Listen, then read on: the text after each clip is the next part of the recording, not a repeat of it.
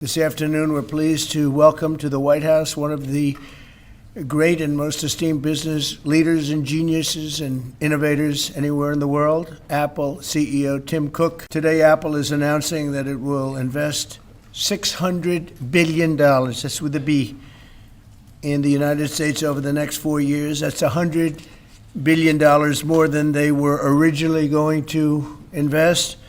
And this is the largest investment Apple has ever made in America and anywhere else.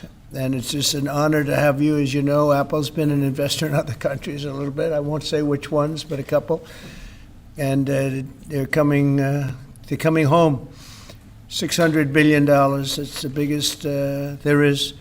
The company is also unveiling its ambitious new American manufacturing program, which will bring factories and assembly lines across our country all roaring to life. Areas that were not doing so well are doing very well. We have about $17 trillion coming into the United States, which is more than ever before. That's never even come close.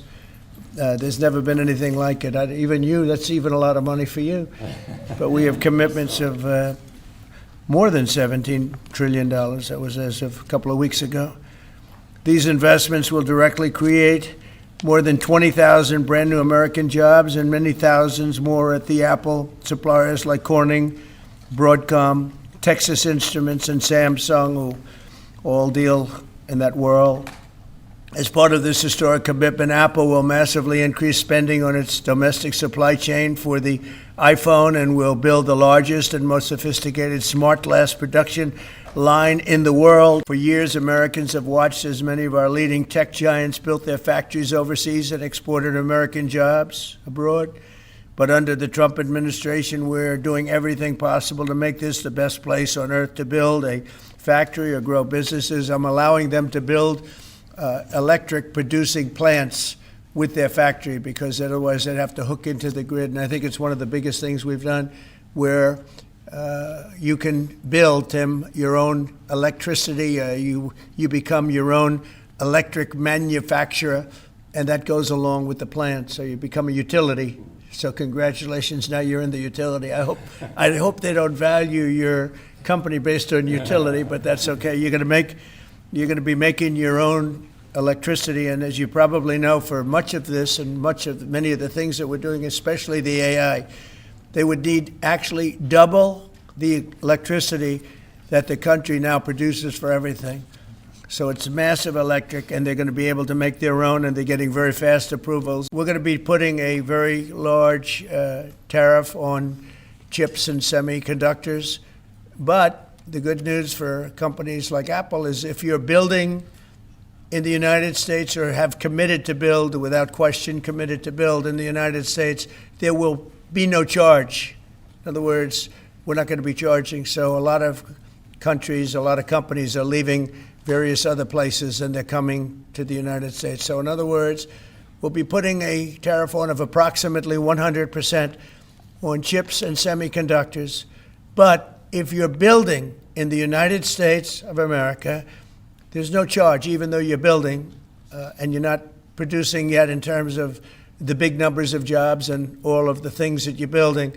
If you're building, there will be no charge. So I just want everyone to know that. And I didn't even tell you that inside. We discussed the concept, but I didn't. So it's a big factor. So 100% tariff on all chips and semiconductors coming into the United States.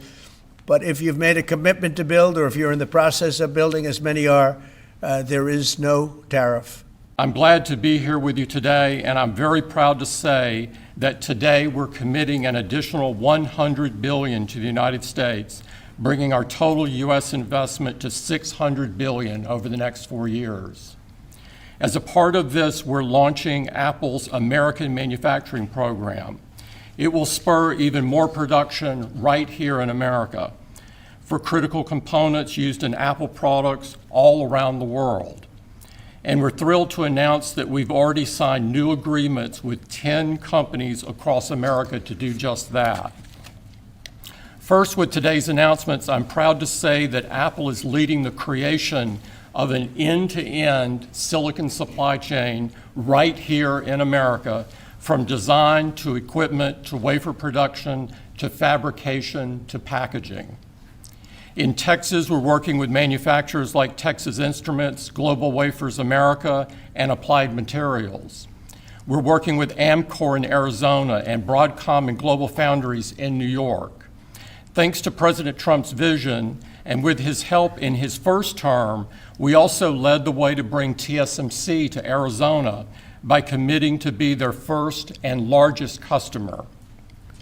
Today, they're producing tens of millions of chips for Apple using one of the most advanced process technologies in America today. Second, we're committed to buying American-made advanced rare earth magnets developed by MP Materials, which will become part of Apple's devices shipped around the world. MP is the only fully integrated rare earth producer in the United States, and with this partnership, they'll be significantly expanding their flagship facility in Fort Worth, Texas. We're also thrilled to work together on a cutting-edge rare earth recycling line in Mountain Pass, California. And third, in Kentucky, we've worked with our partners at Corning to build the world's largest and most advanced smartphone glass production line. And I'm pleased to announce that very soon, this is for the first time ever, every single new iPhone and every single new Apple Watch sold anywhere in the world will contain cover glass made in Kentucky. President, yes. You promised on the campaign trail to bring forth a manufacturing renaissance. You just mentioned $17 trillion in your first 7 months or so. Right. Can you talk about how an investment like this, all the other ones that you laid out, will positively impact the millions of Americans that trusted you with their vote? Thank you very much. It changes our country. I mean, our country is a very different country than it was 6 months ago. And people like Tim are coming. We had Micron in yesterday. We had all of the big, great companies that you read about, you don't know about, but you read about. Many of them were making products outside of our country. Foolishly, we lost them. If we had the right person sitting in that seat, that would have never happened 20 and 30 years ago. When you look at the chip business, it would have never left our shores. We had 100% of chips originally, and then we slowly got taken down to nothing. We have the biggest chip companies, the both of them, but we have the biggest in the world coming in. They're going to Arizona and beyond. And we're going to have, in a short period of time, we'll be up to almost 50% of the chips from starting in nothing. And that's something. But we have the greatest companies in the world coming into our country, and that means jobs, and it means wealth, and wealth means security for our people. Have Putin and Zelensky agreed to a summit yet? And where and when would that be? Well, there's a very good prospect that they will, and we haven't determined where, but we had some very good talks with President Putin today, and there's a very good chance that we could be ending the end of that road. That road was long and continues to be long, but there's a good chance that there will be a meeting very soon. How close do you think you are to a deal? Excuse me? How close do you think you are to some kind of deal? Well, I don't want to say. I've been disappointed before with this one. You know, we've solved 5 wars, plus add to that Iran, where we wiped out their nuclear capacity for weapons. They would have had a weapon within 2 months, maybe less. And that was totally obliterated. It turned out it was a total obliteration. And the pilots and the people that did that job are really, we have the greatest armed forces in the world, but that was really something. In fact, there's a model of the plane right there. So, you got to bring that up, Susie. We have to see that. Look at this. This was just given to me. You know, we ordered brand new B-2 bombers. This is a plane that over a period of 36 hours of constant flying, look at this. So this is the brand new one they just ordered, similar but actually quite different. It's new and enhanced. It's an amazing machine. It went 36 hours. We had 52 tankers up in the air loading up our planes because this was surrounded by F-22s and F-35s, and it was flawless. Tim, even you would say it was flawless. And every one of those bombs hit their target. And then we had Tomahawks shot in from a submarine 300 miles away, and they hit every single Tomahawk hit its target. It was amazing. And that was a big threat. That was a nuclear threat. And here's the new one that we just ordered, a large number of them. Mr. President, what was the breakthrough today? Did Vladimir Putin make some kind of concession that he hasn't been willing to make before? I don't call it a breakthrough. I mean, we've been working on this a long time. There are thousands of young people dying, mostly soldiers, but also, missiles being hit into Kiev and other places. But in terms of soldiers, I think Russia's lost over 20,000 since the beginning of the year. 20,000. And I guess the estimate for Ukraine is about 9,000. It's a terrible situation. We want to get it stopped. We don't have American soldiers there, but I feel I have an obligation to get it stopped. This was not my war. This war would have never started, not even a chance. And it didn't start for 4 years. It went 4 years and didn't start. But this is Biden's war. This was on his watch. And, it's funny, we had no land was taken from Trump. It was taken from Bush. It was taken from Biden. The whole thing they would take from Biden if it weren't for us. But it was taken by Obama. Take a look at what was taken with all of the land that was taken. Nothing was taken by Russia from us. Not 1 ounce of land was taken. I'm here to get the thing over with. It would have never started if I were president. And we're here to get it stopped and get the death stopped. Yeah, please. Mr. President, in the past, you said you would know if Putin was tackling you wrong. What gives you any confidence that he is or isn't doing that this time around? Can't answer the question yet. I'll tell you in a matter of weeks, maybe less. But we've made a lot of progress. And as you know, we put a 50% tariff on India on oil. They're the second largest. They're very close to China in terms of the purchase of oil from Russia. But so I don't know if that had anything to do with it. But we've had very productive talks today. We're considering it, yeah, because the crime is ridiculous. I could show you a chart comparing D.C. to other locations, and you're not going to want to see what it looks like. It was just up on television, actually. They were showing it. Now, we want to have a great, safe capital, and we're going to have it. And that includes cleanliness, and it includes other things. We have a capital that's very unsafe. We just almost lost a young man, beautiful, handsome guy that got the hell knocked out of him the night before last. And I'm going to call him now. We wanted to give him a little recovery time.